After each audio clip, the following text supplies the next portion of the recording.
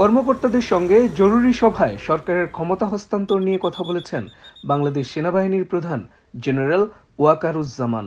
দায়িত্বশীল একাধিক সূত্র এ তথ্য জানিয়েছে।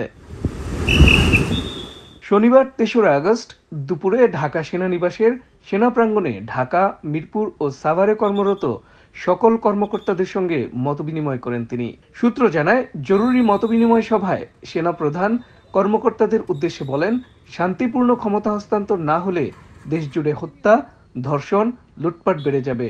তাই ক্ষমতার হস্তান্তর হলে তা শান্তিপূর্ণভাবে হতে হবে। সেনাপ্রধান বলেন, সেনাবাহিনী গুলি করার জন্য নামেনি, বিক্ষোভ সমাবেশ করার অধিকার সবার আছে। আমরা জনগণের জীবন ও সম্পদ রক্ষা করতে নেমেছি। আন্দোলনকারীদের বিরুদ্ধে আমরা কোনো সহিংস পদক্ষেপ নেব না। আমরা আর কোনো গুলি ছুড়ব না।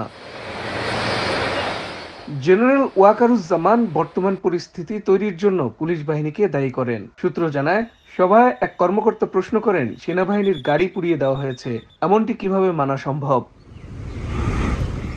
জবাবে সেনাপ্রধান বলেন, অনেক বিক্ষোভকারী গুলিতে নিহত হয়েছে। এরকম পরিস্থিতিতে এমন ঘটতেই পারে।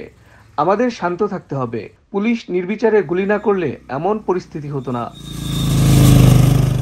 এর আগে শুক্রবার সেনা সদর এক জরুরি বার্তায় এই মতবিনিময়ের জন্য ঢাকা, মিরপুর ও সাভার সেনানিবাস থেকে মোতায়েনকৃত সকল কর্মকর্তাকে সশরীরে কমব্যাট পোশাকে উপস্থিত থাকার নির্দেশনা দেয়।